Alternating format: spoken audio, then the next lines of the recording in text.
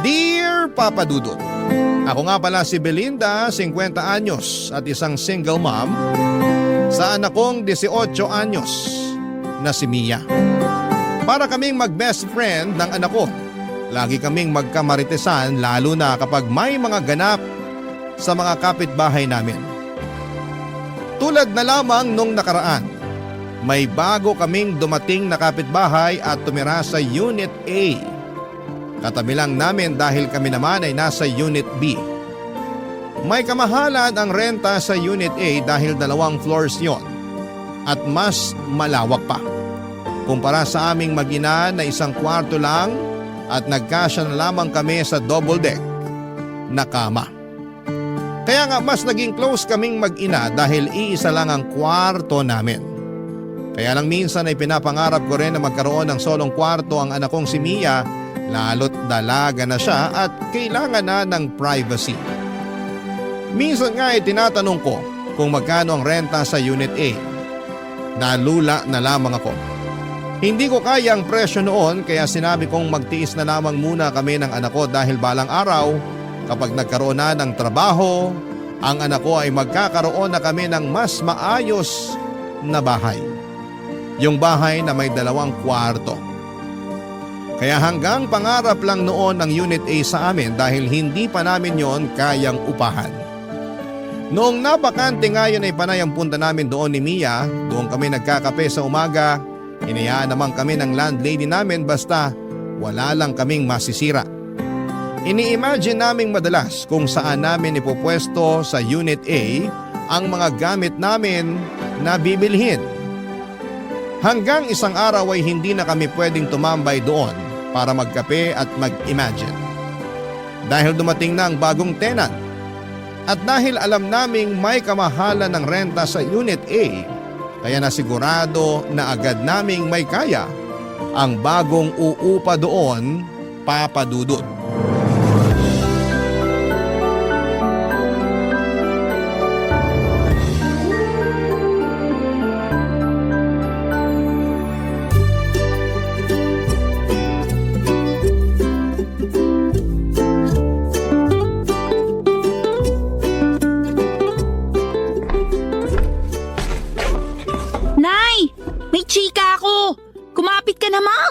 Alam mo na ba kung sino yung bagong tenant sa Unit A?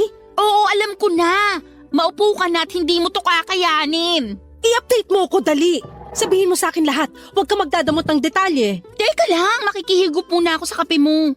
O ito. Dalian mo na. Ang sama ng timpla mo sa kape, Nay. Apakapait. Nanlait pa. Nakikihigop na nga lang. Pero perfect yung mapait mong kape sa chika ko sa bagong kapitbahay natin. Magiging bitter ka talaga sa kanya. At bakit? Suspect. 25 anyos na dalaga, makinis, sexy, maganda, at mukhang mayaman. Vivian ang pangalan. Siya yung nasa Unit A? Puso mo, pakalmain mo. Narinig mo lang na 25 anyos na insecure ka na agad? Sinong kamukhang artista? May pagka-Bea Alonso ang ilong. Heart Evangelista ang kutis. Mata ni Carla Abellana at ngiti ni Marian Rivera. Yan ang suspect natin. Ano pang nalaman mo sa kanya? Ang dami at ang mamahal na mga gamit niya, ha? Nakakatakot nga dikitan kasi baka pagbayarin ako pag nagasgasan. Mayabang naman yun. Uy, si nanay, nai-insecure na. Hindi ako nai-insecure, no? Tsaka hindi ako maiinggit. Hindi ka maiinggit kahit malaman mong meron siyang automatic washing machine na tatalunin lahat ng washing machine sa laundry shop dito sa barangay natin? Hindi ka maiinggit kapag nalaman mong 2 ang inverter na aircon niya? Branded na, mukhang bagong linis pa. Nakakatuyo ng balatang aircon. Doon pa rin ako sa classic na electric fan. Walang inggit kahit malaman mong mas matangkad pa sa'yo ang branded niyang refrigerator?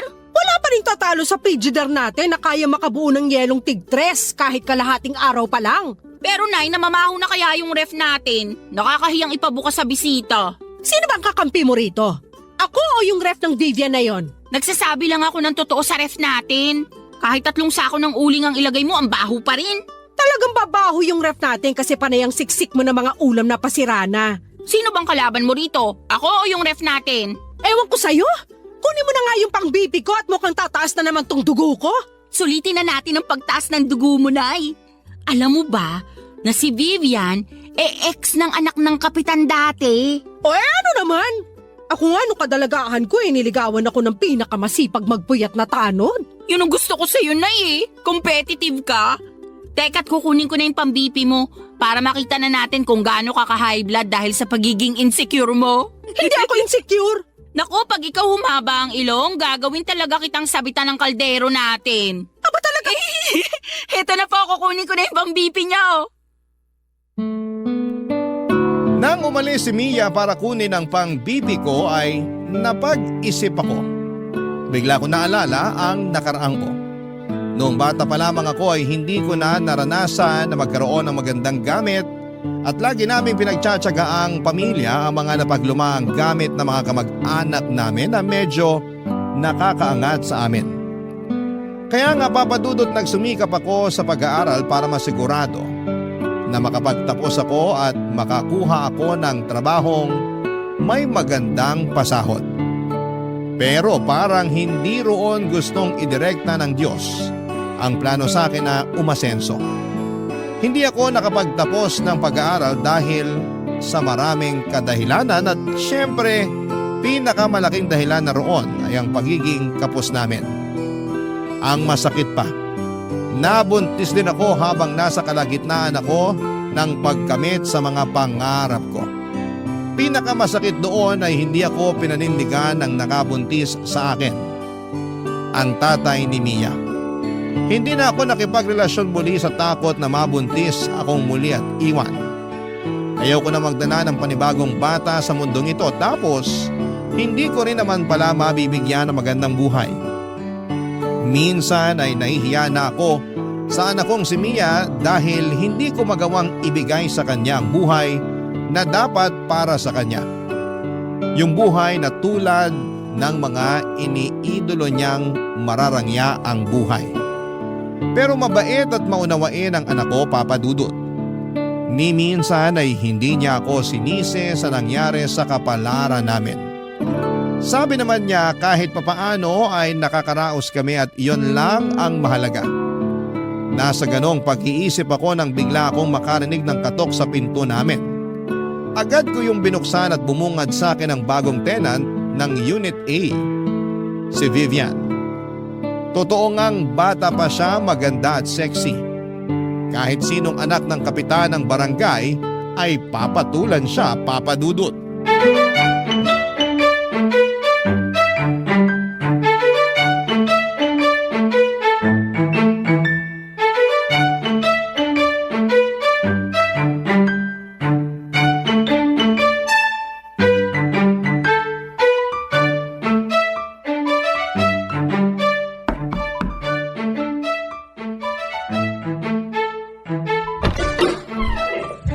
Hello po! Ako nga pala si Vivian, yung bagong lipat sa Unit A. Hello, ako naman si Belinda, ang loyal na tenant ng Unit B. Nabanggit nga ng anak kong si Mia na naglilipat ka na raw. Kumusta naman? Medyo nakakapagod. Tapos ang init pa. Kaya pasensya na kung puro pawis na tong suot kong spaghetti strap ha. Kaya sigurong sisipag na mga tagabuhat mo kasi na-inspire sila masyado sa spaghetti strap mo. Joke. Ay, hindi dapat yan joke. Sinadya ko talagang magsuot ng spaghetti strap para mawala ang pagod ng mga tagabuhat ko ng gamit. Saka para ingatan nila yung pagbubuhat. Ang hirap naman kung magasgasan yung bago kong 75-inch smart TV na fully paid. Sana all 75 inches. Nay, hindi ko mahanap yung pang-BP nyo. Hindi kaya sinangla nyo na naman kay Aling Tessa? Ano pang baby? Huwag nag-baby sa lahi natin. Ikaw talagang bata ka. Ang hilig mong gumawa ng kwento. Nay, hi Miss Vivian. Napadaan kayo rito sa bahay namin. Pasensya na sa nanay kong allergic sa pang-BP ha. Mia? Mia nga pala. Ang kaisa-isang anak ng single mom ng Unit B. Nakakatuwa naman kayong mag-ina. Ito naman talagang sana all. Saka tawagin mo na lang akong Vivian, di naman nagkakalayo ang edad natin. May maitutulong ba kami sa'yo, Vivian? Kasi parang mukhang wala na eh. Halos trinabaho na lahat ng mga tagabuhat mo. Nakakaloka nga eh. Kahit yung mga kapitbahay nating lalaki, tumulong na rin. Ayaw pa magpabayad. Ang babait naman pala ng mga lalaki dito sa atin. Mabait talaga sila kapag naka-spaghetti strap ang babae. At nakamaiksing maong shorts. Baka kahit renta mo, libre na kapag nakita ka ng asawa ng landlady natin. Joke! Mapagbiro talaga kayong mag-ina, no? Nakakatuwa naman. Sana makaklose ko kayong dalawa. Pwede naman, basta makikiref ako sa'yo ng ulam Ay, wala ba kayong ref? Meron, kaya lang may amoy Meron kaming ref, kaya lang tong anak ko eh. Kulang na lang pati sapatos niya ipasok sa ref. Gusto lahat malamig. Nakakainit tuloy bigla ng ulo. Parehas tayo, Mia. Gusto ko rin laging malamig. Kaya nga dalawa yung binili kong inverter na aircon eh. Bala ko pa nga bumili ng isa pa para bawat sulok ng bahay ko malamig na. Yabang naman ng 3 aircon. Oy, joke lang yun Okay lang. Hindi naman ako pikon. Saka alam ko namang mahilig lang talaga kayong magbirong mag-ina. Ito hindi biro ha. Baka pwedeng makinood sa TV mo. Mia! Walang problema. Andyan lang naman ako sa bahay. Madalas kasi naka-work from home ako. Anytime na gusto mong makinood, kato ka lang, okay? May kasama pang popcorn at soft drinks pag makikinood ka. Uy, narinig mo yun, Nay? May popcorn at soft drinks. Talo ang tubig at tinapa natin na pinapapak natin kapag nanonood tayo ng balita. Mas malasa naman ang tinapa kaysa sa popcorn. At mas healthy ang tubig kaysa sa soft drinks. Naku, pasensya na ha. Hindi ko kayo mo-offera ng tinapa kasi allergic ako dun. Lalo na sa tuyo. Pero marami akong imported na meatloaf at corned beef. Pwede na siguro yung papakin kapag nanonood kayo ng balita? Bibigyan ko kayo. Di ko rin kasi nagagalaw masyado kasi lagi lang ako umu-order ng food ko. Wala akong time magluto eh. Tatanggapin namin ang ayudang yan, Vivian. Ilang taon na kasing luya lang ang laman ng kitchen cabinet namin eh. Ikaw talaga kanina mo pa binabackstab ang bahay natin. Totoo naman Naku, tumatawag na yung magde-deliver ng food ko. Maiwan ko muna kayo ha. Katok lang kayo sa Unit 8 kapag may kailangan kayo. Bye! Papa Dudut, mukha namang sincere ang pakikipagkaibigan ni Vivian sa aming mag-ina. Kaya lang siguro'y natabunan yon ng inis dahil sa inggit ko. Opo, Papa Dudut. Inggit nga ako kay Vivian. Magpapakatotoo na ako. Mas lumala nga ang inggit ko nang makaharap ko na siya at makita kung gaano siya kaganda at kasexy. Ganon kasi ang itsurang pinapangarap ko noong dalaga pa lamang ako. Malapit ko na sanang ma-achieve yon, kaya lang ay nabuntis ako at nasira ang figure ko. Binala ko namang ayusin pagkatapos kong manganak. Kaya lang ay naging busy na ako sa pag-aalaga kay Mia. Dagdag pa na kinailangan kong maghanap kaagad ng trabaho para may pangtustos ako sa pangangailangan namin. Wala naman kasi akong ibang maaasahan noon kundi ang sarili ko. Mas nahirapan pa ako sa pagtatrabaho lalo't wala ring ibang mag-aalaga kay Mia. Naalala ko pa yung unang trabaho na pinasukan ko, Papa Dudut. Ayaw sana nila akong tanggapin dahil baby pa noon si Mia at may chance raw na hindi ako makapag-focus sa trabaho ko. Lalo na noong nalaman nilang single mom ako at walang ibang tumutulong sa akin sa pagpapalaki kay Mia. Naiintindihan ko naman sila, Papa Dudut. Pero naawa sa akin ang boss ko at pinayagan akong dalhin si Mia sa opisina. Nasa ilalim ng mesa ko lagi si Mia. Doon ako naglatag ng higaan niya. Mabuti na lamang at hindi iyakin at madalas lamang tulog si Mia kaya hindi rin siya naging abala sa akin sa trabaho. Hindi rin siya nakaabala sa mga katrabaho ko. Ginawa ko yon ng ilang taon. At nung nakahanap na ako ng panibagong trabaho na makapagbibigay ng mas malaking sahod, ay buong puso akong nagpasalamat sa boss ko. Pinayagan naman niya akong umalis at binigay pa sa akin ang blessing niya. Doon ko rin nalaman na noong nagsisimula siyang magtrabaho ay kagaya ko rin siya. Isa rin siyang single mom at walang ibang tumutulong sa kanya kundi ang sarili niya, Papa Dudut. Barangay Love Stories. Barangay Love Stories. Naalala ko lang noong unang lipat namin sa Unit B, Papa Dudut. Mura pa lang noon ang upa. Medyo malaki na noon si Mia at kinakailangan naming makahanap kaagad ng malilipatan dahil pinaalis na kami sa luma kong inuupahan. Hindi na raw kasi yon ipapaupa dahil titira na roon ang anak ng landlord ko. Nahirapan akong makahanap ng matitirhan namin lalo't hindi ko rin kayang budget ng ibang paupahan. Hanggang sa makita ko ang tinutuluyan namin ngayon. Unit B. Malapit yon sa trabaho at higit sa lahat ay hindi ganoong kataas ang paupa. Mabait din ang landlady ko. Nagustuhan niya si Mia kaya naman pinayagan niya akong umupa roon. Binawasan pa niya ng 1,000 ang upa ko. Naaawa marahil sa kalagayan ko bilang isang single mom. Dito na kami tumira sa Unit B mula noon hanggang magdalaga si Mia. Hindi na rin tinataasan pa ng landlady namin ang upa sa amin. Sa aming mag-ina lang yun ha, dahil sa ibang tenants ay regular na nagtataas ang landlady namin. Bilang kapalit sa kabutihan ng landlady namin ay kami mismo ni Mia ang naging tagabantay ng compound namin. Kami na rin ang naglilinis ng lahat. Sinisiguro naming na ire-report namin sa landlady kung meron kaming makitang problema sa compound. Kaya mas lalong natuwa sa amin ang landlady namin. Mukhang forever na nga kaming uupa roon dahil hindi na kami makakahanap pa ng ganong kabuting landlady.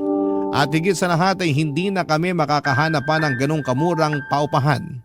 Malapit yon sa trabaho ko at malapit yon sa school ni Mia.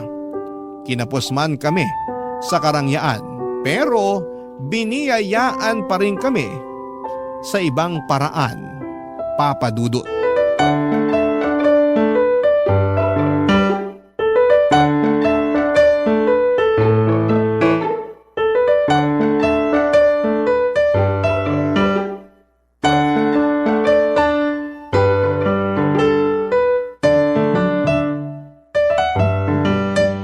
Nay, alam mo na ba? Ang alin? Yung tungkol kay Vivian. Kasiraan ba yan sa kanya? May skandal ba siya? Ano? Si nanay talaga? Ang bait naman ni Vivian pero gusto mo laging hanapan ng baho. Ano ngang nalaman mo sa kanya? May lang naman to. Ang dami na naman yung gamit na dumating. Bago lahat. Baka naman kasi may sugar daddy na nagpupundar sa kanya. Yan ang baho niya. Hindi rin, Nay. Sariling sikap si Vivian. Close na kayo? Piniyagan ka lang niyang makiref ng ice cream mo, pinagtatanggol mo na siya? Ayoko lang maging bias, no? Mabait naman kasi siya. Para saan pa tong inisplok mo na marami siyang bagong gamit na dumarating? Para lang inggitin ka. Effective, di ba? Sarili mong nanay, sinisira mong araw. Sinasabi ko lang kasi pwede tayong makisuyo sa mga gamit niya. Di ba nga pinapayagan na niya akong makiref? Tapos okay lang sa kanya kung makikinood ako sa TV niya. Ikaw naman hindi porket pumapayag siya sige lang na sige. Mahiya ka rin naman. Siya kaya itong nag-offer. Saka gusto niya nga na nandun ako lagi para may kasama siya eh. Ang lungkot daw na mag-isa lang siya ron, lalo't bagong lipat lang. Namamahay pa. Bakit hindi siya dalawin ng sugar daddy niya? Wala nga siyang sugar daddy. Gusto kong paniwalaan na meron siyang sugar daddy. Ibigay mo na to sa akin. Iba ka talaga kapag nilalamon ng inggit, no? Busog na nga ang inggit sa akin eh. Kaya mas magandang wag ka nalang pumasok sa bahay niya. Kasi baka ma-stroke ka dahil sa inggit. Gaano kaganda ang bahay niya? Maganda. Parang mga bahay sa ibang bansa. Ang mamahal talaga ng mga gamit niya. Parang hindi nga bagay dito sa barangay natin eh. Ewan ko ba kay Vivian kung bakit dito pa niya naisipang lumipat? Pwede naman siya sa mga syala na kondo. Kasi kabit siya ng kapitan natin. Kanina sugar daddy tapos ngayon may kabit na siyang kapitan. Grabing imagination mo, Nay. Pumapalo talaga kapag naiinggit ka eh. Sa ganitong paraan lang naman gumagana ang loob ko eh. Hindi ko naiisip na miserable itong buhay natin kumpara sa kanya. Bakit mo naman kasi niisip na miserable ang buhay natin? Okay naman tayo ah. Kung okay tayo, bakit mo laging nilalait na mabaho ang ref natin? Bakit kailangan mo sabihin na laging walang laman yung kitchen cabinet natin? Oy, wala akong sinabing walang laman yung kitchen cabinet natin. Sabi ko nga may luya ron eh. Ikaw talaga mapagawa ka ng kwento. Ganon din yun. Nilait mo pa rin ng pasimple. Nay, hindi ka dapat makaramdam ng inggit kay Vivian. Saka dapat hindi mo dinadown ng buhay natin. Sa'yo talaga nang galing yan? Matapos mong sabihin na ang baho ng ref natin? Kahit mabaho ang ref natin at luya lang ang laman ng kitchen cabinet natin, happy naman ako sa buhay natin. Hindi ka ba talaga happy, Nay? Happy naman sana. Kaso, biglang dumating si Vivian. Ang hirap na tuloy maging happy, lalo kapag nakikita mo sa kanya yung mga bagay na wala sa atin. For sure, meron ding wala sa kanya na meron tayo. Alam ko kung ano yan. Ano? Kahirapan! Napailing na lamang si Mia sa huling sinabi ko. Hindi naman niya kinontra kasi alam niyang totoo yon. Nagpaalam na lamang siya saglit para pumunta sa Unit A para makinood ng balita sa 75-inch Smart TV ni Vivian. Inaya niya ako pero tumanggi ako. Ayos lang naman ako sa TV namin kahit na hindi flat screen ay okay lang. Ang TV pa rin kasi na gamit namin ay yung luma at mataba ang likuran. Pamana pa ito sa akin ng nanay ko. Napanalunan niya noon sa isang raffle sa peryahan. Inalagaan lang kaya tumagal. Ilang pusa na rin ang natulog sa likuran ng TV naming dahil laging mainit doon. Binuksan ko ang TV at mag-isa kong pinanood ang balita.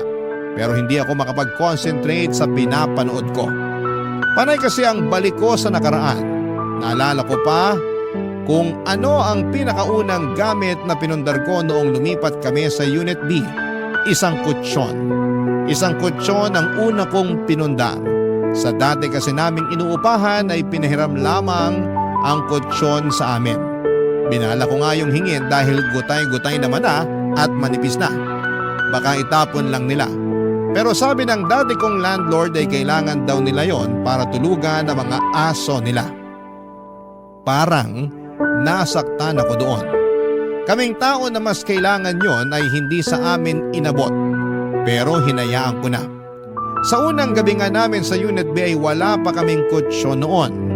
Nagtiyaga kami sa mga karton na ginamit namin sa paglilipat. Pinatungan na lang namin ang mga tuwalya para hindi masyadong masakit sa likuran. Ilang araw pa ang lumipas bago ako nakabili ng kutsyon. Manipis lamang yon pero nagkasya na kaming mag-ina. At sa paglipas pa ng panahon, dala ng pagpupursige at pag-iipon ay nakabili na ako ng mas makapal na kutsyon. Hindi lang isa kundi dalawa para sa aming dalawang mag-ina, Papa Dudut.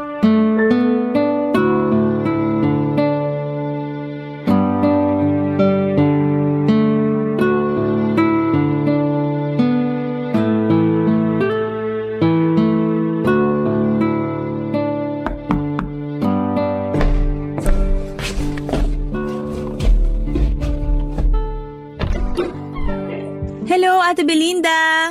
Vivian! Huwag mo na akong tawaging ate. Hindi naman nagkakala yung edad natin. Ganun ba? 25 years old ako eh. Ikaw? 50. Ay, hinahanap mo ba si Mia? Wala kasi siya rito. Andun sa bahay ng kaklase niya. May tinatapos para sa school nila. Ay, hindi naman. May kailangan lang sana ako sa'yo. Sa akin? May kailangan ka? Anong meron ako na wala ka? Teka, bago mo sagutin yan, pumasok ka muna. Baka mahamugang ka dyan sa labas. Naka-spaghetti strap ka pa naman. Nagpalinis kasi ako ng aircon kanina. Kaya ka naka-spaghetti strap. Para linisang maigi yung aircon mo. At bigyan ng discount. Iba talaga ang hiwaga ng spaghetti strap, no? Parang Lucky Charm siya. Ano ba yung kailangan mo pala? Makikihiram lang sana ako ng electric fan kung meron kayo. Mayroon ako. 3 pa. Yung isa sira. Ayun, baka naman pwedeng pahiram. Yung sira ba? Yung gumagana sana. Pwede ba? Mukhang hindi mo na afford magbayad ng kuryente dahil sa 3 aircon mo Hindi naman. Kahit gawin ko pang 4 yung aircon ko, makakabayad pa rin naman ako. Bakit ka nangihiram ng electric fan? Nakakadry pala ng skin yung lagi kang nakababad sa aircon. Napansin ko lang ngayon. Mukha kang dry. Grabe ka naman. Parehas lang naman tayong dry. Joke. Yan marunong na rin ako sumabay sa mga biro mo. Pero dry nga rin naman ako. Hindi ko naman kinakahiya yun. Tamad kasi ako uminom ng tubig tapos matipid pa ako sa lotion. Hayaan mo, kapag pinahiram mo ako ng electric fan ngayon, bibigyan kita ng lotion. Deal? Duda ako kung bakit ka humihiram ng electric fan eh. Ha? Anong nakakaduda dun? Mataas na kasi talaga ang singil ng kuryente ngayon. Napanood ko sa balita. Ayaw mo lang aminin na namamahalan ka na sa kuryente mo, kaya hindi ka na muna gagamit ng aircon.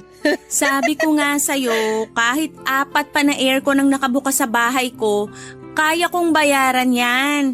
Kahit nakabukas pa yung pinto ko magdamag, kaya ko pa rin bayaran kung magkano man ang makukonsumo ko ron. Kaduda-duda lang kasi na biglang electric fan na yung gagamitin mo. May masama ba sa electric fan? Para sa aming mga nagtitipid lang kasi yun. Baka nga nagtitipid ka na rin ngayon. Pwedeng umamin. Ikaw talaga? Alam ko nanunukso ka lang kaya hindi ako mapipikon sa mga pang-iintriga mo sa akin. Pero kailangan ko lang talaga mag-electric fan kasi nagdadry na yung skin ko dahil babad ako sa aircon buong araw. Alam ko na. Hindi mo na afford bumili ng electric fan kasi naubos na yung pera mo. Kasi finally paid mo yung 75-inch smart TV mo. Hindi kita masisisi kung magpapakumbaba ka na ngayon. Ganun talaga. Matuto tayo sa pagkakamali natin. Next time kasi, huwag masyadong lustay para may mahuhugot ka pa kapag kailangan bumili ng electric fan. Bakit ba masyado kang masaya na malaman na wala akong pera? So wala na nga. Kasi di mo na afford bumili ng electric fan. Umorder na ako ng industrial electric fan, yung pinakamahal. Hindi pa siya makakarating ngayon kasi within 3 to 5 days ang delivery mula sa mamahaling shop na inorderan ko. Branded yung electric fan na binili ko, yung gamit mismo ng mga sikat na vlogger at artista. Hayaan mo pag dumating na, ipapahiram ko sa'yo para ma-experience mo naman kung paano makatikim ng pangmayaman. Che, sa'yo na yung electric fan mo. For sure, hirap nang umikot yan dahil napupuno na ng alikabok at kinakalawang na yung loob. Che, uli! Hindi ako nakasagot sa sinabi ni Vivian Papadudut. Gusto ko siyang labanan sa pagtataray niya pero naisip kong ako naman pala yung unang nang atake sa kanya. Ewan ko ba kung bakit ko ginawa yon, siguro'y naipon na lamang din talaga yung inggit ko sa katawan ko. Masisisi niyo ba ako? May pagkamayabang din naman kasi si Vivian. Kung paano niya ibida sa akin yung mga gamit niya, akala ba niya ay hindi ko ramdam? O baka naman masyado lang akong sensitive at wala naman siyang balak ipamukha sa akin yon. Pero dahil nababalot ako ng halo-halong emosyon kaya hindi na ako nakapag-isip pa ng maayos. Para sa akin noon, kontrabida talaga si Vivian. Kaya naman naisipan kong labanan siya sa mga pinagyayabang niya. Nang makauwi si Mia, nalaman kong hinarang pala siya ni Vivian sa gate at kinuwento ang ginawa ko. Hindi ako kinampihan ni Mia kaya mas lalo akong nainis kay Vivian. Immature daw ako, sabi ni Vivian. 50 na raw ako pero kung umasta ako ay para akong grade school. Doon ako mas lalong nag-init. Napacheck tuloy ako sa BP ko. Tama nga ang hinala ko, tumaas na naman ang BP ko. Wala akong ibang sinisisi noon kundi si Vivian at nararamdaman kong inggit sa kanya. Makakabawi rin ako sa kanya, yun ang sinumpa ko habang nililinisan ang mga namuong alikabok sa electric fan namin, Papadudut. Barangay Love Stories. Barangay Love Stories. Matagal kong pinag-isipan ang gagawin kong paghihigante kay Vivian, Papadudut. Mga 1 week din yon. Naisip kong bumili ng bagong TV, iyon ang simula ng paghihiganti ko kay Vivian. Inabangan ko ang sale online at nag-apply din ako ng loan sa online shop na yon. Nasilaw ako sa offer lalo't alam kong pwede ko yung bayaran ng paunti-unti. Itinago ko na ang matabang likuran na TV namin, Papadudut, at nagulat na lamang si Mia nang dumating ang bagong flat screen TV. Hindi ko muna yon ginamit para makaiwas na magasgasan at mag-overheat. Kung nag-overheat man ang mga flat screen TV. Wala rin naman kasi akong alam. Ang alam ko lang, pwede ko yung ipamukha kay Vivian oras na dumaan siya sa bahay. O di naman kaya ay lalakasan ko ang volume ng TV para marinig niyang meron na kaming bagong TV. Gusto na ngang gamitin ni Mia ang TV para makapanood na siya ng balita. Kaya lang ay sinabi ko na pasimplihan niya muna si Vivian na dumaan sa bahay. Nagtataka may sumunod pa rin si Mia dahil sa kagustuhan nitong makapanood na sa bagong TV namin. Maya-maya pa'y bumalik na si Mia pero hindi naman niya kasama si Vivian. Sinabi lang niya na busy daw si Vivian. Pero alam kong umiiwas lamang si Vivian sa akin dala nga noong minsang tensyon sa pagitan namin dahil lang sa electric fan. Kaya hinayaan ko na lamang na buksan ni Mia ang TV para makapanood na siya. Nilabas ko ang tinapa sa ref para papakin niya pero tumanggi siya dahil binigyan daw siya ng popcorn ni Vivian. Nainis na naman tuloy ako, Papa Dudut.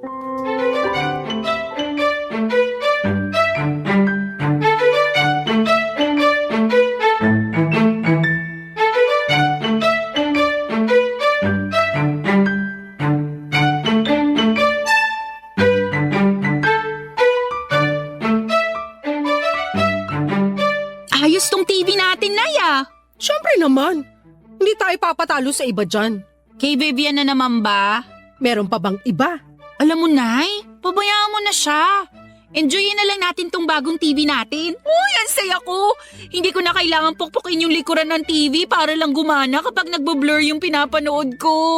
Yan ang regalo ko sa'yo sa kasal mo ha. Ipapamana ko sa yung TV na yan. Ha? Ito ang ireregalo mo sa akin pag kinasal na ako? Baka basag na yung screen nito kapag nakahanap na ako ng lalaking papakasalan ako. Grabe naman yung regalo mo, recycled. Wala akong pakialam. Ipapamana ko pa rin tong TV sa'yo kaya alagaan mong mabuti. Tulad ng pag-aalaga ko roon sa matabang TV natin dati. Hayaan nyo, Nay. Aalagaan ko tong TV natin. Sisiguraduhin ko na makakakain siya ng 3 beses sa isang araw. Bibilang ko rin siya ng vitamins, lalo kapag napupuyat siya sa gabi. Okay na po ba? Puro kakalokohan. Lakasan mo nga ang volume ng bagong TV natin. Malakas naman ang volume Hindi nyo pa rin ba marinig?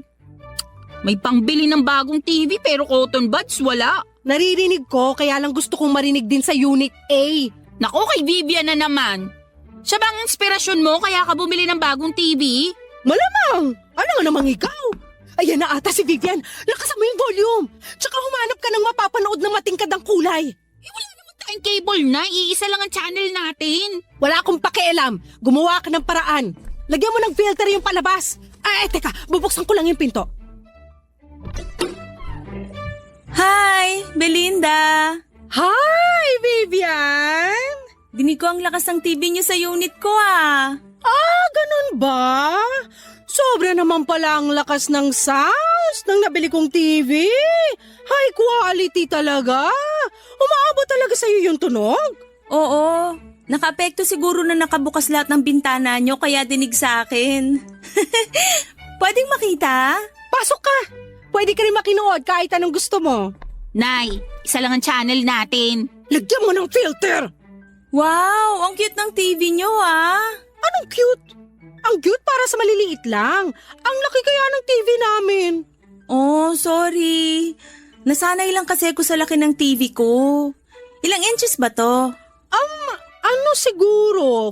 40 to 55 inches. Asian size, ganon. Hindi mo man lang chinek yung size bago ka bumili? Nagmamadali na kasi ako sa pag-shopping. Kung ano na lang yung madampot kong TV, yun na lang ang binili ko. Next month, bibili na lang ulit ako ng bago. Balitaan kita. Maganda yan.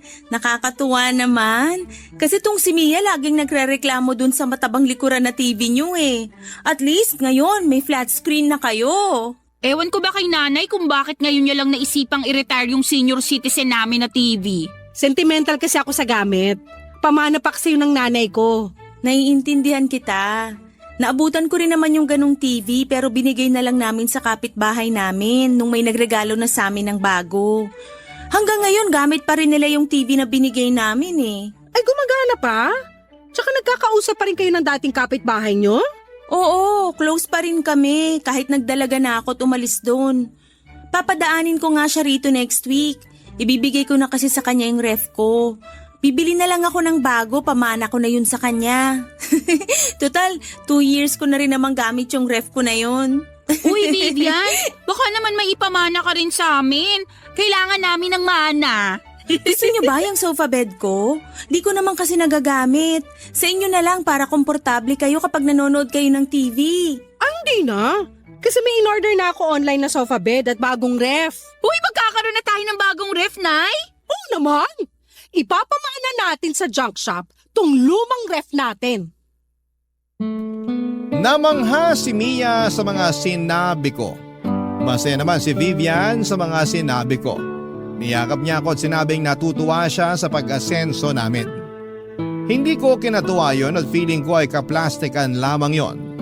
Nakinood pa saglit si Vivian at pasimple niyang sinabi na ang bagong TV namin ay parehas doon sa napaglumaan niyang TV may 3 taon na raw ang nakakaraan. Nakakainis. Ewan ko ba kung ako lang ang nakapansin ng pagyayabang niya.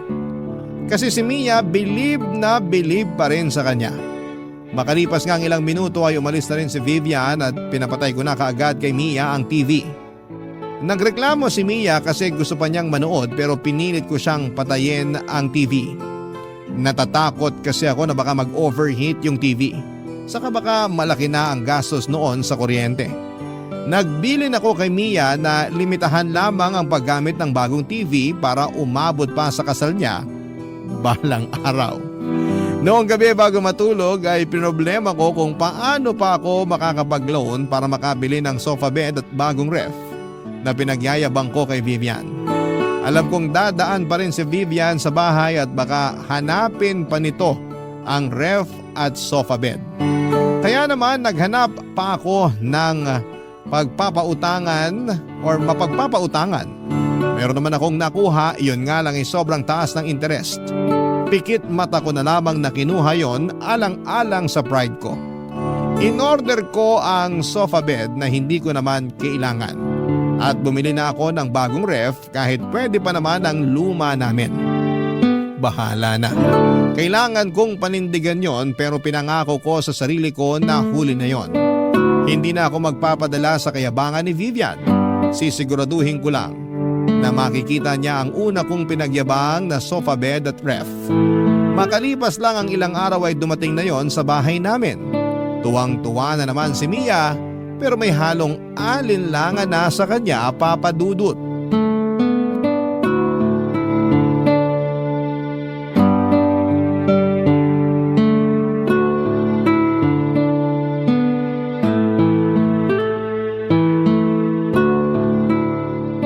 Ito na ba yung sinasabi niyong sofa bed kay Vivian? Ang ganda, di ba? Parang ang tigas. Nanlait pa.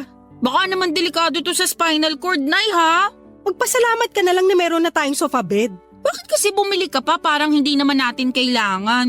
Para ma-enjoy mo kapag manonood ka sa flat screen TV natin na hindi pa fully paid. Parang di nakaka-enjoy kasi nga matigas. Baka sumakit lang ang katawan ko. Para akong nakahiga sa isang sakong bigas eh. Eh di wag mong higaan. Ako na lang. O kaya kapag may bisita tayong makikitulog sa atin. Talaga?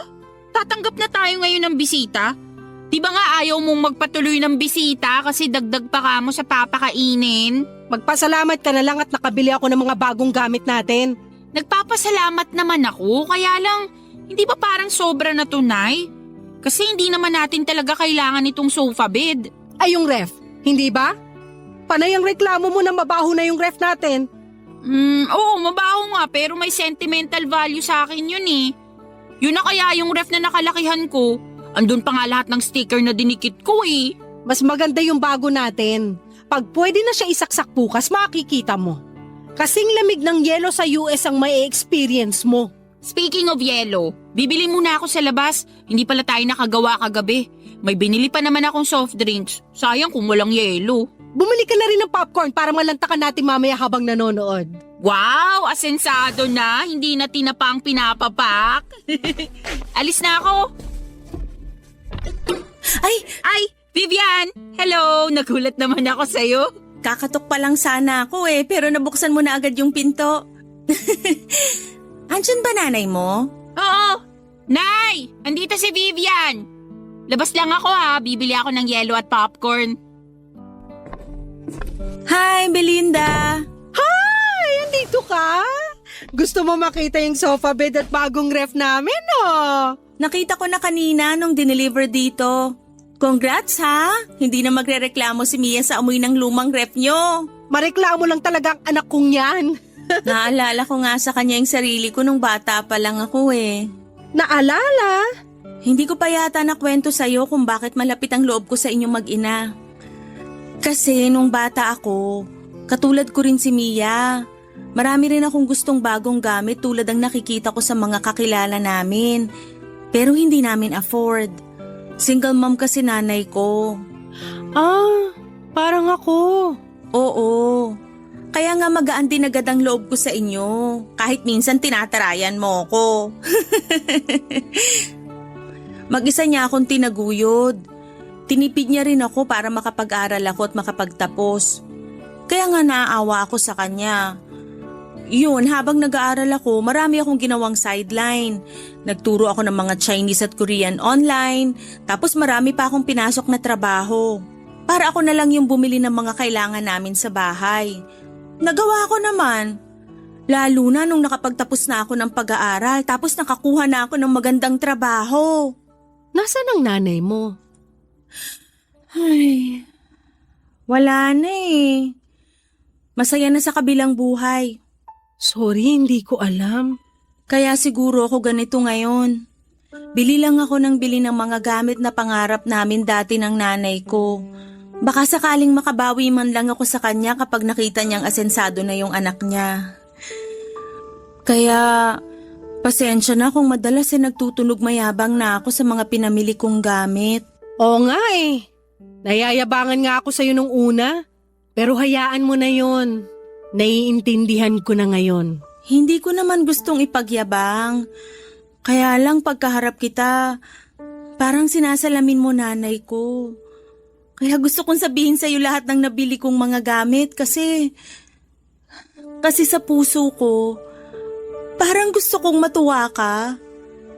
Kasi parang sa ganung paraan, feeling ko, natutuwa na rin si Mama.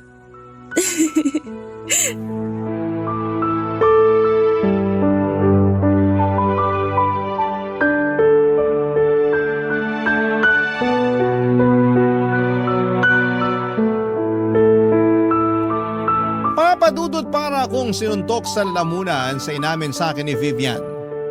Parang nasa namin naman niya ang anak kong si Mia na may mga pangangailangan at hindi ko maibigay noon. Niyakap ko siya at sinabing proud ang nanay niya sa kanya kung nasaan man ito sa ngayon. At kung kailangan man niya ng isang ina na magsasabi sa kanya kung gaano siya kagaling at kabuti ay andun lamang ako palagi. Doon na siya nagsimulang umiyak, Papa Dudut. At para gumaan ang sitwasyon ay inamin ko sa kanya na naiinggit ako sa kanya kaya ako bumili ng mga TV, sofa at refrigerator. Inamin ko sa kanya na loan lahat yon. At pinagsisisihan ko na dahil alam kong mahihirapan akong bayaran yon. Bigla na lang siyang nag-offer na magbayad ng lahat ng yon. Regalo na raw sa akin. Tinanggihan ko dala ng sobrang hiya. Pero sinabi niya sa akin na parang sa ganoong paraan ay niregaluhan na rin niya ang nanay ko. Kahit ako ay naiyak sa naging offer niyang yon, mali nga na mainggit sa kanya dahil mabuti siyang tao at anak. Deserve naman talaga niya mga magagandang bagay na naipundar niya. Doon na kami nagkaintindihang dalawa, Papa Dudut. Pagkatapos noon ay dumating na rin si Mia at niyakap siya bigla ni Vivian at kinagulat niya yon. Hindi ko na lang sinabi sa anak ko ang nangyari bago siya pumasok sa bahay. Inaya ko si Vivian na manood sa TV namin kahit na isang channel lamang yon. Pinaunlakan naman niya yon at masayang inupuan ang matigas na sofa bed. Nakangiti pa rin siya at masaya sa sofa bed. Inaya ko rin siyang matulog muna sa amin. Sa unang beses ay pumayag akong magpatulog ng bisita sa bahay. Kay Vivian lang dahil parang naging anak na ang tingin ko sa kanya. Maraming salamat, Papa Dudut, sa pagbasa ng aking liham. Sana po ay magawa namin itong mapanood ni Mia at Vivian sa inyong YouTube channel. Muli maraming salamat. Ako ang inyong kabarangay forever, Belinda. Dear Papa Dudut, magandang araw sa inyo at sa mga kabarangay natin na nakikinig sa Barangay Love Stories. Kung hindi ninyo na itatanong ay fan na fan ako ng programa ninyo sa radyo. Nahawaan ko na nga ang kuya adi ko sa pagkahilig sa programa ninyo. Kaya naisip ko na sumulat sa inyo upang ibahagi ang kwento naming magkapatid. Pero bago tayo pumunta doon ay magpapakilala muna ako. Ako po si Sheena, 23 years old at taga Cubao, Quezon City. At kakagraduate ko lang sa kursong Information Technology or IT. Nagtatrabaho ako ngayon sa isang private company sa Quezon Avenue. Mag-uumpisa ang lahat nito lang 2024. Around February yon last year. Kami na lang ng kuya ade ko ang magkasama sa buhay matapos naming maulila sa mga magulang. Bali nagre-renta kami ng apartment na may isang kwarto, CR at magkasamang sala at kusina. 10 taon pa lang pagitan ng mga edad namin. 33 years old na noon ang kuya.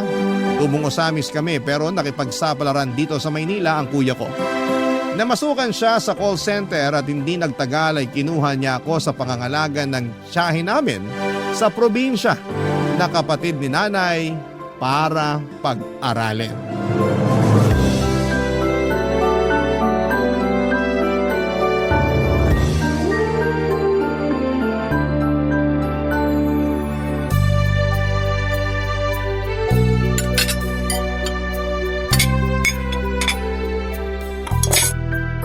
Sheena? Sheena, kakain na! Lumabas ka na dyan sa kwarto mo. Okay, kuya.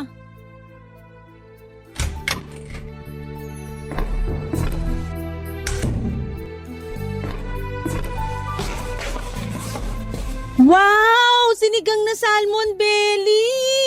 Oo, alam kong paborito mo yan. Upo na para makakain na tayo. Thank you, kuya.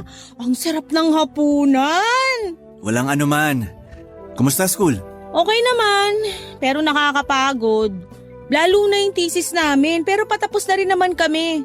Final defense na namin next week, then for binding na. Excited na ako. Excited na rin ako. Malapit ka na makagraduate. Oo nga. Ay. Kaya lang, kinakabahan naman ako. Saan? Sa pwedeng mangyari pag nakagraduate na ako. Sabi kasi ng prof namin na iba na raw talaga ang buhay sa real world. Yun bang kapag nakalabas na kami ng eskwelahan, mas mahirap na raw at mas maraming kakumpetensya sa paghahanap ng trabaho. Natatakot ako tsaka kinakabahan. What if hindi ako makasabay sa kanila? Wow. Teka muna. Isa-isa lang, Sheena. Anong isa-isa lang? Marami na ba ako sinabi? Medyo. Kalma ka muna. Gusto ko namang kumalma, pero kinakabahan talaga ako. Kaya nga, kalma ka muna. Tsaka ka nakabahan. Wala ka pa naman dun eh. Wala pa nga ako doon, pero pag naiisip ko na, mas lalo akong kinakabahan. Narinig mo ba tibok ng puso ko? Ang lakas oh! Naiintindihan ko naman yung pinanggagalingan ng kaba mo. Pero hindi mo kailangang matakot. Kaya ka nga may kuya eh. Nandito ako para alalayan at gabayan ka. Lalo na sa pagharap mo sa sinasabi mong real world. Malaki na naman ako, tsaka tagal mo na rin akong inaalalayan. Baka oras na para tumayo naman ako sa sarili kong mga paa. Nando na tayo. Pero habang pipilay-pilay ka pa dahil baguhan ka pa lang sa real world na sinasabi mo, nandito lang ako para tulungan ka. Para saluhin ka pag na-out of balance ka. Ewan ko sa'yo, kuya. Puro ka talaga kalokohan. Kahit puro ako kalokohan, seryoso naman ako sa sinabi kong yan ha. Basta, tandaan mo, hindi mo kailangan mahiya sa akin. Magsabi ka lang pag kailangan mo ko. Kaya nga naging kuya mo ko, di ba? Thank you talaga, pero nahihiya pa rin ako. Bakit ka naman nahihiya? Siyempre, dami mo na kasing sinakripisyo para sa akin. Simula pa lang nung bata tayo, nagtrabaho ka na at lumuwas dito sa Maynila. Tapos kinuha mo ko sa probinsya natin para pag-aralin. Ginawa ko yun lahat dahil mahal kita. Kayo nila nanay at tatay. Tsaka hindi naman ako humihingi ng kapalit eh. Ang gusto ko lang, magsikap ka para sa sarili mo. Kahit wag mo na ako isipin, sarili mo na lang. Pwede ba yun? Siyempre kasama ka pa rin sa mga pangarap ko. Basta, Kapag nakapagtapos ako at nakapagtrabaho, tutulungan kita. Di ba pangarap mo makabili ng sariling bahay? Oo, pero tsaka na yon. Unahin mong tulungan ang sarili mo. I-establish mo muna sarili mo. Hindi mo naman responsibilidad yung pangarap ko. Lalo alam ko na may sarili ka rin pangarap. Okay na sa akin na tinutupad mo yon. Masaya na ako dun. Thank you talaga kuya.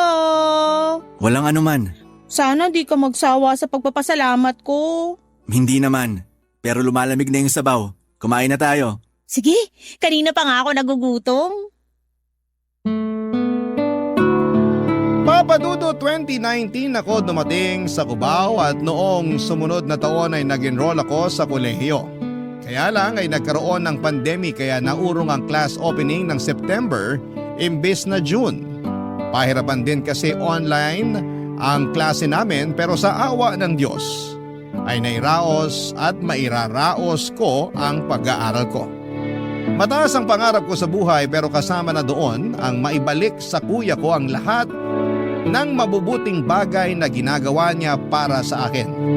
Malaki ang respeto ko kay Kuya Adi, Papa Dudut. Mabait kasi siya, mapagmahal at responsable. Close na talaga kami kahit noong unang beses pa lamang na magkasama kami sa Maynila. At kahit noong nasa Usamis pa lamang kami nakatira. Kaya nga nalungkot ako ng sobra nang mag-decide siyang pumunta sa Maynila para makipagsapalaran. Sobrang hirap din kasi ng buhay namin sa probinsya kaya sinantabi na lamang niya ang pangarap niyang makapagtapos ng pag-aaral. Kaya wala akong ibang hangad ng mga panahong yon kundi ang tuparin ang naudlot na pangarap ng kuya ko na makagraduate sa kolehiyo. Mabilis na lumipas sa mga araw. Napansin ko madalas na may kausap sa chat ang kapatid ko.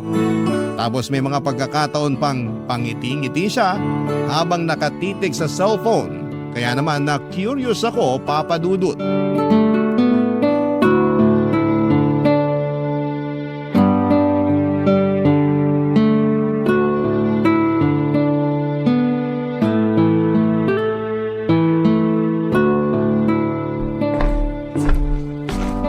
Hi kuya!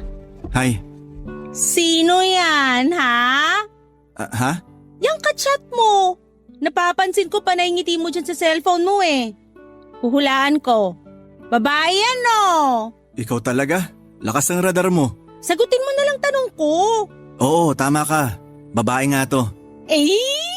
Nililigawan mo? Ha? Hindi. Sus, hindi raw. Sa lapad ng ngiti mong yan. Hindi naman talaga. Magkaibigan lang kami. Diyan naman nagsisimula ang lahat. Pero curious ako, sino siya? Pakilala mo naman sa akin para may idea lang ako kung sino yung babaeng nagpapakilig sa kuya ko. Kilig ka dyan. Di ako kinikilig ah. Astig kaya ako. Astigin mo mukha mo. Sino nga? Katrabaho mo ba? Hindi. Kaya nga sino? Kilala mo na to eh. Talaga? Pero wala akong matandaan na kilala kong babae na nalink sa'yo. Wala nga halos nung naghiwalay kayo nung ex mong si Sarah Lynn eh. Siya nga yun. Si Sarah Lynn? Oo. Teka. Tama ba narinig ko? Si Sarah Lynn yung ka-chat mo? Oo, siya nga. At kailan ba kayo nagkaroon ng communication uli? Nitong buwan lang. Nag-chat siya sa messenger ko. Pero late ko na nakita kasi nasa request message pala. Nagbago na rin siya ng Facebook account. Bakit mo naman in-accept? Nakalimutan mo na ba yung ginawa sa'yo ng babaeng yan? Napatawad ko na naman si Sarah Lynn at nagsisisi na siya sa nagawa niya. Ngayon, kinontak niya ako para makipagkaibigan. Lalo ngayon nahiwalay na raw sila ng kinakasama niya. Ano ngayon kung wala na sila? Kumalma ka nga muna, huwag kang sumigaw. Nagulat lang ako. Nakakaloka naman kasi ang si Sarah Lynn. Anong nakakaloka dun? Yung pakikipagkaibigan niya sa'yo porke hiwalay na sila ng tatay ng anak niya. Hindi ako naniniwala. Baka may masamang balak yan. Huwag mo naman pag-isipan ng masama yung tao. Paano di ko pag-iisipan ng masama ginawan ka na niya ng masama? Nakaraan na yon. Sabi ko nga napatawad ko na siya. Ibang klase ka rin kuya. Sinaktan ka niya ng husto nun tapos bilis mo lang siyang napatawad. Kilala mo naman ako, di ba? Hindi ako mapagtanim ng galit sa ibang tao. Tsaka si Sarah Lynn naman to. May pinagsamahan kami. Meron nga at ang tagal nun. Pero pinagpalit ka lang niya sa iba. Di ko naman nakakalimutan yon. Tsaka nakikipagkaibigan lang naman yung tao eh. Malay mo malungkot dahil naghiwalay sila ng kinakasama niya. Wow! sa dinami-dami ng kakaibiganin, dun pa talaga sa ex-boyfriend niya na sinaktan niya ng husto? Kung di ba naman makapalang mukha niyang Saralyn na yan? Sheena, kahit galit ka sa tao, hindi pa rin tama na pagsalitaan mo siya ng ganyan. Hindi ko kasi alam yung sasabihin ko. Nakakainis lang na bigla-bigla na naman siyang babalik sa buhay mo. Nag-aalala lang ako sa'yo. Salamat sa pag-aalala. Pero alam ko naman yung ginagawa ko. Sana nga. Ewan ko na lang sa'yo pag nasaktan ka pa uli ng babaeng yan.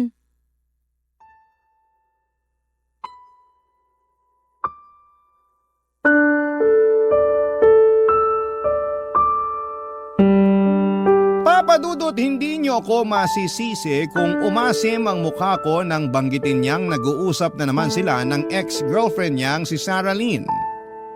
Hindi kasi maganda ang breakup nila, Papa Dudut. 5 years na sila noon nang kuya ko nang mabuntis si Saralyn ng ibang lalaki. Kasal na nga lang ang kulang sa kanilang dalawa na kuha niya pang magpagalaw sa iba at lokohin ang kapatid ko. Taong 2022 sila naghiwalay at nasaksihan ko talaga kung paano nalugmok ng husto si Kuya Adi. Isa pa sa kinaiinis ko kay Saralyn ay 1 taon na pala niyang niloko ang kuya ko. Ibig sabihin may iba na siyang kalandian habang sila pa ng kapatid ko. Katrabaho niya ang tatay ng anak niya sa private company na pinapasukan niya noon. Ang galing din niyang magtago. Tapos nung nagkabukingan na ay sa kanya hiniwalayan si Kuya Adi para makisama sa tatay ng anak niya. May paiyak-iyak pa talaga ang gaga para magmukhang kaawa-awa. Kaya inis na inis talaga ako sa kanya at hiniling ko na sana'y hindi na ulit mag-cruise ang landas nila ng kapatid ko. Kaya lang ay masyadong mapaglaro ang tadhana at ang kapalaran, Papa Dudut. Barangay Love Stories. Barangay Love Stories. Papa Dudut, kung protective sa akin ang kuya ko ay natural na protective rin ako sa kanya bilang kapatid niya. Kahit naman sinong kapatid ay hindi naghahangad na masakta ng ibang tao, yung mga kapatid nila hindi ba? Kaya nga pinakita at pinaramdam ko talaga kay Kuya Adi ang hindi ko pagsang-ayon sa pag-uusap nilang muli ng ex-girlfriend niya. Araw-araw kong pinapaalala sa kanya ang darkest days niya noong iwanan siya sa ere ni Saralyn. Sabihin niyo ng kontrabida ako sa love story nila pero wala na silang love story na dapat pang ipagpatuloy at balikan. Pero wala naman akong magagawa kung gusto rin ng kapatid ko ang atensyon na nakukuha niya sa babaeng yon. Kahit na ayaw kong makipagkaibigan ulit si Kuya Adi kay Saralyn, lagi ko pa rin nahuhuling kachat niya at kausap sa cellphone ng ex-girlfriend niya. Minsang sinabi ni Kuya na intindihin ko na lamang daw siya at yun naman ang ginawa ko, Papa Dudut. Pero deep inside, nananalangin ako na sana'y hindi mag-workout ang kung anumang namamagitan sa kanila ng mga panahong yon, Papa Dudut.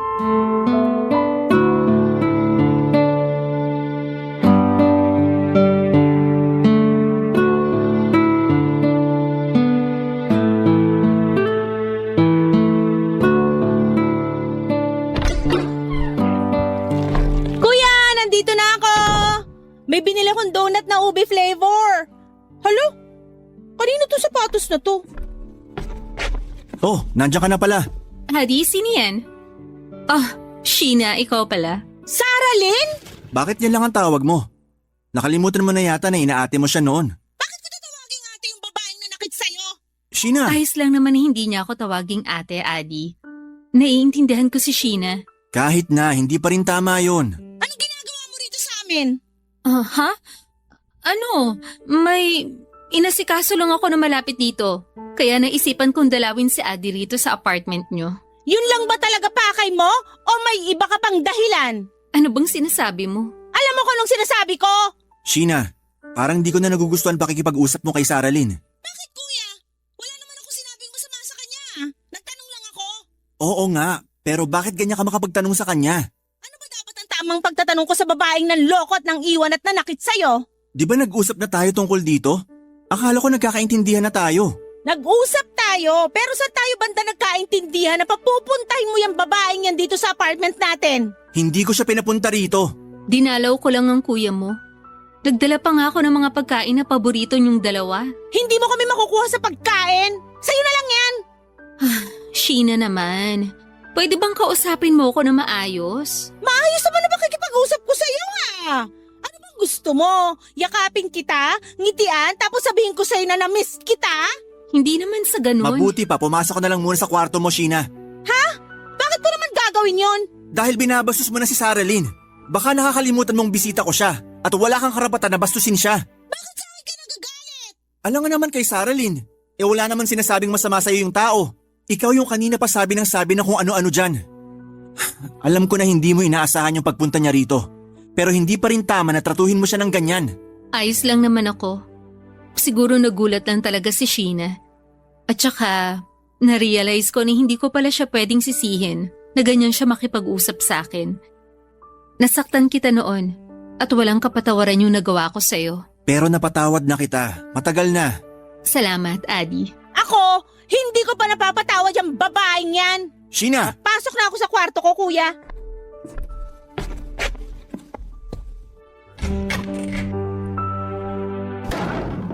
Pagpasensyahan mo na yung kapatid ko. Hindi naman talaga siya ganyan. Alam ko naman. Pero may kasalanan din ako sa'yo. Wala na yon. Sabi ko nga, napatawad na kita. Salamat ulit. Papa Dudut, gulat na gulat ako nang makita ko si Saralyn sa pamamahay namin ng hapong yon. Hindi ko talaga inaasahan na muling magkukrus ang landas namin ng babaeng kinaiinisan ko. Takang-taka pa ako kung ano ang ginagawa niya sa bahay, tapos mas nadagdagan pa ang inis ko nang pinagtanggol siya ni kuya sa akin. Hindi ko talaga matanggap na mas kinampihan siya ng kapatid ko. Ewan, pero noong nakita ko ang pagbumuka ng babaeng nanakit sa kuya ko ay nagbalik ang lahat ng pinagdaanan namin para lang makausad siya noon. Marami akong tanong kay Saralyn na hindi ko na naitanong ng araw na yon. Una na doon ay kung paano niya nagawang sakta ng kuya na naging mabait at manatiling tapat sa kanya. Pangalawa ay kung bakit bumalik pa siya sa buhay ng kapatid ko. Para sa akin, Papa Dudut, ay hindi sapat na dahilan na naghiwalay na sila ng kinakasama niya na siyang tatay ng anak niya. Malakas ang kutob ko na gusto lang niya na gamitin ang kuya ko. Mabilis pang nagdaan ang mga araw at dumalas pa ng dumalas ang pagpunta ni Saralyn sa inuupahan naming apartment. At kahit na gustuhin kong iwasan siya, ay hindi ko naman magawa-gawa.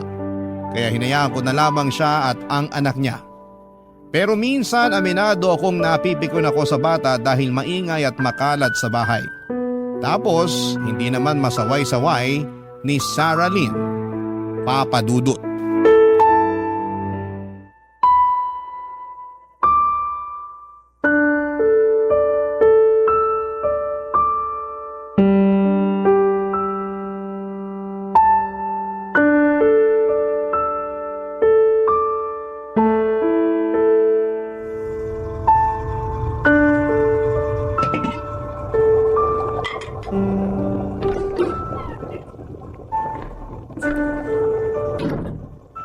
Nandito na ako!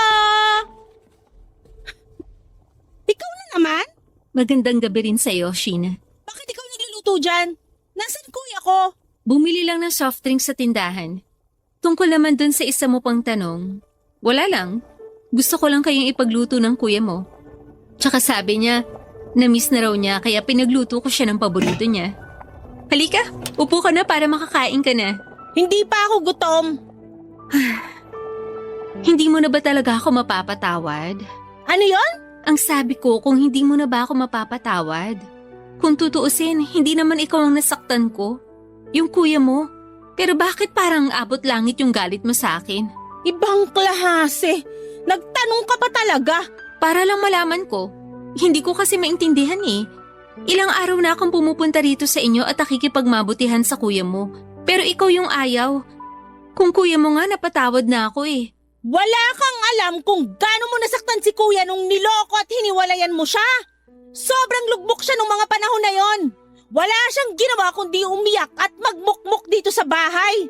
Natuto rin siyang uminom ng alak at makipag-inuman sa kung sino-sino kahit hindi naman niya ginagawa. Habang ako, alalang-alala sa kanya. Halos sirain na niya yung buhay niya at habang pinagdadaanan niya yon, ako ang kasama niya. Napakarami niyang iniyak ng dahil sa'yo. Marami rin akong iniyak dahil sa kuya ko. Tapos tatanungin mo ako ngayon kung bakit abot langit ang galit ko sa'yo? Pasensya ka na. Hindi ko alam na ganyan palang pinagdaanan niyo ni Adi. Oo! Kaya nga nagagalit ako sa'yo ngayon dahil nakuha mo pa talagang bumalik sa buhay namin! Sana hindi ka nalang uli nagpakita sa kuya ko! Ayoko na naman sana magpakita kay Adi. Pero na-realize ko na mahal ko pa rin siya. Mahal! Pinagpalit mo siya sa iba, tiniwan mo nga siya! Basta, isang araw, nagising na lang ako na nagsisisi na sa mga nagawa ko sa kanya. Tapos nagkataon na nagkahiwalay na kami ng tatay ng anak ko kaya... Kaya ginulo mo na uli buhay ng kuya ko! Hindi naman ganun yun. Nagbago na ako. Nagbago mukha mo! May kasabihan nga na once a cheater, always a cheater! Kaya di ako naniniwala sa sinasabi mo! Kung ayaw mong maniwala, ikaw ang bahala. Wala ka rin naman magagawa, lalo na nagkabalikan na uli kami ng kuya mo. Ano ka mo? Oops! Hindi mo pa pala alam? Ulitin mo nga yung sinabi mo! Sabi ko, kami na uli ni Adi. Kaya wala ka na magagawa. Tsaka wala na rin akong paki sa'yo kung mapatawad mo pa ako o hindi. Hindi naman ikaw ang karelasyon ko, kuya mo naman. Kaya bahala ka na dyan. Kung ayaw mong kumain, edi wag.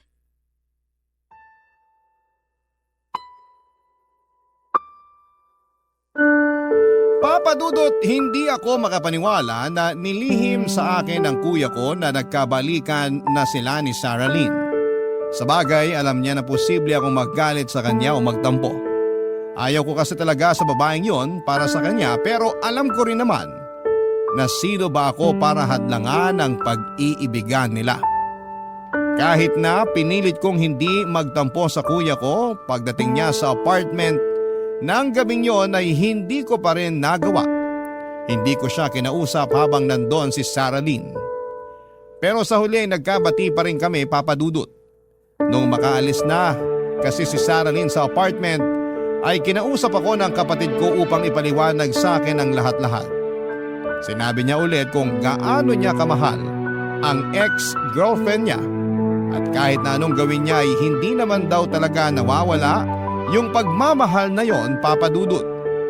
Bukod doon ay napatawad na raw niya si Sarah Lynn at noong nagkita ulit sila ay gusto niyang magsimula ng panibagong buhay kasama ito at ang anak nito sa ibang lalaki. Dahil sa pag-uusap naming yon ni Kuya Adi ay lumambot naman ang loob ko sa kanya. Sa abot ng makakaya ko ay inunawa ko ang bawat katagang lumabas sa kanyang bibig. Barangay Love Stories. Barangay Love Stories. Papa Dudut, dahil nagkabalikan na sina Kuya Adi at Sarah Lynn, ay madalas nang nakatambay sa apartment namin ang babaeng yon. Wala naman akong magawa dahil kagustuhan din yon ng kapatid ko. Sakto, naka-work from home setup si Kuya at si Sarah Lynn ang nakatoka sa pagluluto ng pagkain namin. Kaso ay nauumay na talaga ako pag nakikita ko silang sobrang sweet na akala mo ay hindi nagkahiwalay dahil may isang nagloko. Hindi niyo ako masisisi kung bakit hindi pa rin ako lubusang masaya para sa relasyon nila ng kuya ko. Kung si Kuya Adi ay nakapagpatawad na pues ako ay hindi pa. Mabilis na nagdaan ang 2 buwan at tuluyan na ngang binahay ni Kuya sina Sarah Lynn at ang anak nito. Sa sala sila natutulog dahil iisa lang naman ang kwarto ng apartment namin at doon ako natutulog. Walang trabaho si Sarah Lynn kaya kapag sumisweldo si Kuya ay ibinibigay niya lahat ng pera niya sa babaeng yon. Isang gabi ay napansin kong malungkot ang kuya ko. Nag-alala ako kaya kinausap ko siya at doon ko nga nalaman na meron pala silang pinagdadaanan ni Sarah Lynn. Pinagtapat sa akin ang kapatid ko na nagdadalang tawa ang girlfriend niya ngunit hindi na naman siya ang ama. Bali nabuntis lang daw ito ng madalas nitong kausap sa cellphone bukod sa kapatid ko. Nung una ay nalabuan ako kung paano nangyari yon, pero sinabi ni kuya na hindi pa rin pala tuluyang nagbago si Sarah Lynn. Niloloko pa rin siya nito kaya abot langit ang galit ko sa babaeng yon.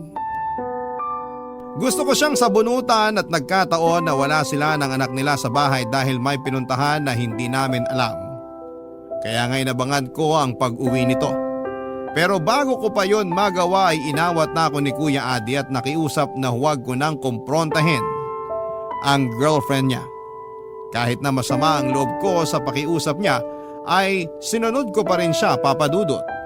Tapos nung sumunod na araw ay sinabi niyang nagkasundo na sila ni Sarah Lynn na tatanggapin niya ang bata dahil hindi naman daw sinasadya ang pagdadalang tao nito.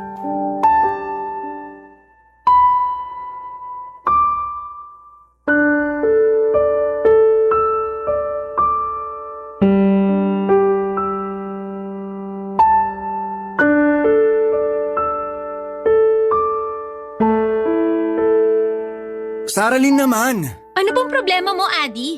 Kanina ka pa. Para kang bata nagmamaktol. Paano hindi ako magmamaktol? Napapadalas na yung pag-alis mo.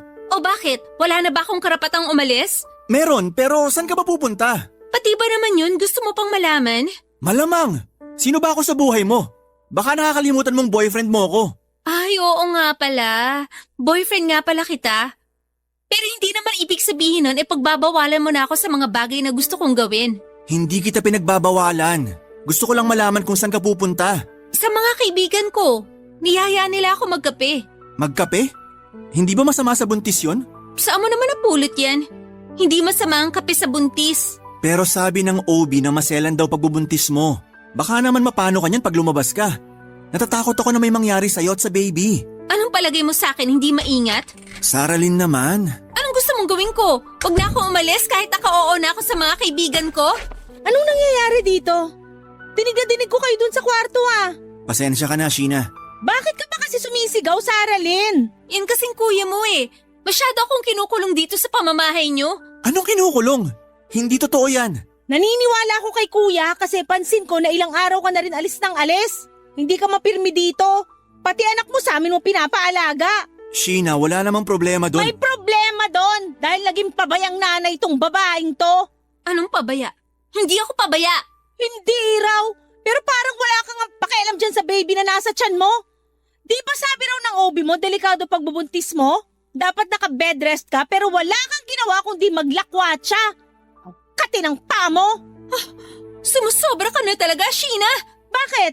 Dahil totoo? Sabihin mo nga sa amin, saan ka ba talaga pumupunta at laging kating-kati ang paa mo na umalis? Sa mga kaibigan ko nga. Makikipagkita ako sa kanila dahil ang boring dito sa inyo. Sa mga kaibigan mo nga ba? O sa tatay niyang anak mo? Ha? O ano? Gulat ka no? Kasi totoo? Syempre hindi. Adi, sawayin mo nga yung kapatid mo. Sheena! Bakit kuya? Huwag mo sabihing naniniwala ka sa babaeng yan, nuknukan na sinungaling yan. Tingnan mo nga, harap-harapan ka na naman niyang niloloko. Nakuha pang magpabuntis sa iba habang kayo pa. Alam ko, pero napag-usapan na namin ni Sarah Lynn na aakuin ko ang bata dahil hindi naman daw niya sinasadya. Hindi sinasadya?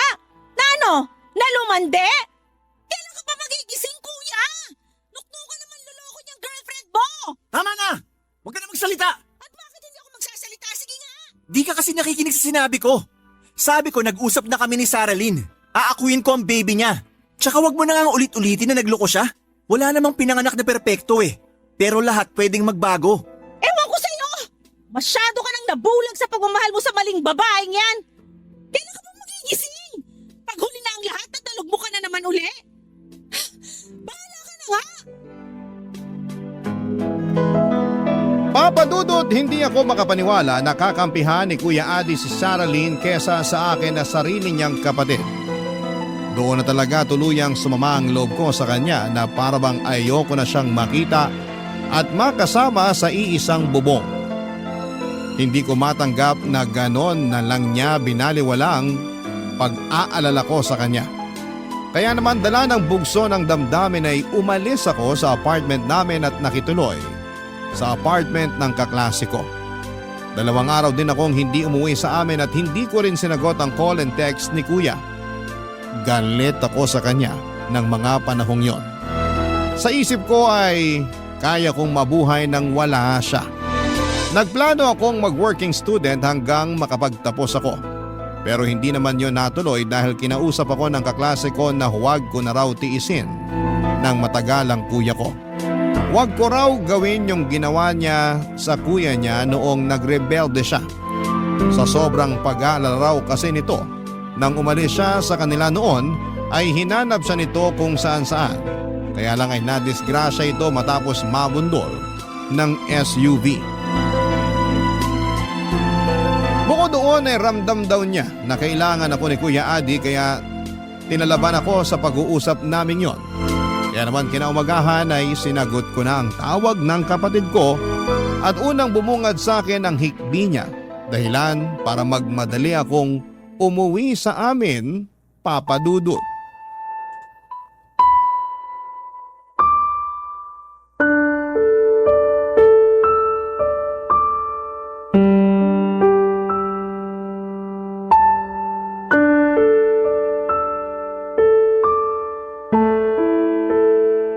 Hindi na talaga ako nagulat na iniwan at niloko ka na naman ng babaeng yun, kuya. Sobrang kati niya. Kaya di na ako nabigla sa ginawa niya. Hindi rin ako makapaniwala. Buong akala ko ayos kami. Pero iniwan niya pa rin ako para sumama dun sa nakabuntis sa kanya. Tama ka nga, na yung lalaking yun ang kinikita niya sa tuwing umaalis siya. Akala ko nagbago na siya. Hindi talaga ako naniniwala na nagbago na siya. Baka masyado lang akong uto-uto, kaya nagpadala ako sa mga sinabi niya. Medyo. Kaya nga nakakainis ka rin eh. Patawarin mo ako, Sheena. Masyado talaga akong nabulag sa pagmamahal ko kay Saralyn. Ewan ko ba naman sa'yo? Napakakapal talaga ng pagmumukha nung Saralyn na yon. Kung tutusin, napakaswerte na nga niya sa'yo, kuya eh. Pinatawad mo siya. Pinatira dito sa atin. Tapos tinanggap mo pa yung anak niya. Sa huli, pipiliin niya pa rin yung nakabuntis sa kanya, di iwanan ka? Grabe! Ibang klaseng babae! Ginawa ko naman lahat. Pero siguro di lang ako sapat para sa kanya. Ginawa mo talaga yung lahat. Pero sabihin mo, masyado lang mapaghanap yung babaeng yon. Sorry ha, pero napakalandi niya. Nalulungkot lang ako. Akala ko magkakaroon na kami ng sarili naming pamilya. Nalulungkot din naman ako para sa'yo. Pero sana sa susunod, hindi na lang sa kanya. Marami pa namang iba dyan na di hamak na mas matino sa Saralyn na yon. Kaya lang syempre, kailangan mo munang kilalanin at kilatisin. Ewan ko. Pagkatapos ng nangyaring to sa akin, parang natatakot na ulit ako makipagrelasyon. Hindi naman lahat katulad ng ex mo eh. At kaya nga ex na siya kasi may dahilan. Saka sabi ko nga, may mga matitinong babae naman dyan. Pero kung hindi ka pa handa pumasok uli sa relasyon, ikaw bahala. Ikaw naman makakapag-decide kung kailan ka magiging handa na talaga. Tama ka. Salamat, Sheena. Oh, salamat naman saan? Kasi umuwi ka. Pinuntahan mo ako rito. Akala ko pati ikaw mawawala na rin sa akin. Sorry din pala dahil masyado ako naging mapusok. Hindi ko na inisip yung pag-aalala mo sa akin kasi nga minahal ko ng husto si Saralyn. Kaya nung iniwan niya ako, pakiramdam ko, mag-isa na lang ako sa buhay. Kuya naman, hindi ka magiging mag-isa sa buhay. Kasama mo ko. Oo, nakakatampo lang yung nangyaring pagtatalo natin. Pero pinarealize sa akin ng kaklase ko na hindi ko dapat tinitiis ng matagal yung mga taong mahal ko. 2 araw lang akong hindi umuwi dito sa apartment natin pero miss na kita. Miss na rin kita. Buti naman ligtas ka dun sa tinuluyan mo. Nag-alala ko ng husto sa'yo. Hindi ko kasi alam kung saan ka hahanapin. Di mo pa sinasagot yung mga tawag at text ko. Sorry, hindi ko sinasadya na mag-alala ka. Pero hindi rin naman ako gagawa ng bagay na ikakapahamak ko. Sabi ko nga, marami pa akong pangarap. At isa doon ay makapagtapos ng pag-aaral dahil alam kong yun yung pangarap mo para sa akin. Pangarap din yun nila nanay at tatay. Alam ko na kung saan man sila naroroon, proud na proud sila sa'yo. Proud na proud din sila sa'yo dahil kinaya mo kong itaguyod, pag-aralin at pagtapusin. Salamat. Wala yun, kuya. Basta tandaan mo, nandito lang ako para sa'yo. Naniniwala naman ako na magiging okay ka rin, kuya. Naniniwala rin naman ako. Papa Dudut, kahit na muling nasaktan ni Saralyn ang Kuya Adi ko ay pinatunayan ng kapatid ko na pwede pa rin siyang makabangon at magpatuloy sa buhay. Siyempre kasama ulit ako ng kuya ko sa pag-move on niya sa ex-girlfriend niya na wala na kami ng balita matapos sumama nga sa nakabuntis sa kanya. Sana lang talaga hindi na ulit sila magkita ni kuya at kung sakaling mang mag-cruise muli ang landas nila ay tuluyan ng mawala na ang nararamdamang pagmamahal ng kapatid ko para sa kanya. Sa kasalukuyan ay graduate na ako at nagtatrabaho na, Papa Dudut. Masaya naman ako sa ginagawa ko at kapag may mga bagay akong hindi alam na i-handle, lalo na kung tungkol sa trabaho at pakikisalamuha sa mga kasamahan ko, ay kay Kuya Adi ako humihingi ng plano. Kung tatanungin ninyo ako kung kumusta siya, nasa mabuting kalagayan ang kapatid ko. Sa ngayon, Papa Dudut ay nahihilig siya sa pagsali ng mga marathon at pag-akyat ng bundok. Minsan nga ay sumasama ako para makapag-bonding na rin kami. Wala akong ibang kahilingan kundi ingatan ang kuya ko, lalong-lalo na ang kanyang puso.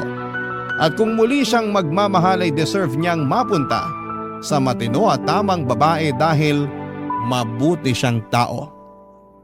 Hanggang dito na lamang po ang sulat ko, Papa Dudut, at sana'y kinapulutan po ito ng aral at inspirasyon ng mga kabarangay natin. Maraming salamat po kung sakaling mapili niyong i-ere sa programa ninyong Barangay Love Stories. Number 1 po kayo sa puso namin. God bless and more power sa inyong istasyon. Ang inyong forever kapuso at kabarangay, Sheena.